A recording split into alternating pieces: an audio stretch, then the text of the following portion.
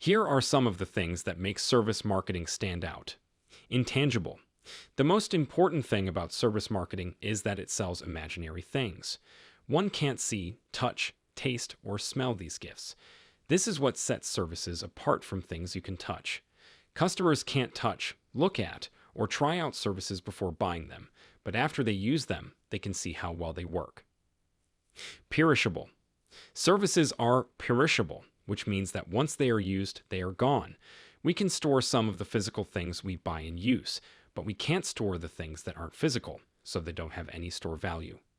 For example, if a person doesn't make an appointment with a dentist, a half hour or a certain time is gone for good. Quality was different. Variable grade means that services are different from each other. Physical products have set sizes and weights, so a marketer can always give the same number of products to his buyers. But in service marketing, the seller can't give each buyer the same number of services. The different levels of skill among service providers can be blamed for the different levels of quality. Also, different customers can get different quality services from the same service company. Non-measurability. The shape, weight, design, length, etc. of the physical goods can be used to measure them. But service goods don't have any shape, weight, design, length, color, etc. Because of this, service items can't be measured the same way physical products can. No change of ownership. In service marketing, people get the service, but they don't own it.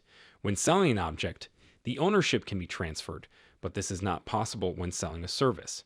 For example, a person who takes a cab may pay the driver a certain amount, but that doesn't mean he owns the taxi just because he paid that amount. So, service fees are made here. People involvement. People are an important part of service marketing. For example, a cab driver is needed to drive people around, a waiter is needed to serve food in a restaurant, a teacher is needed to teach, and so on.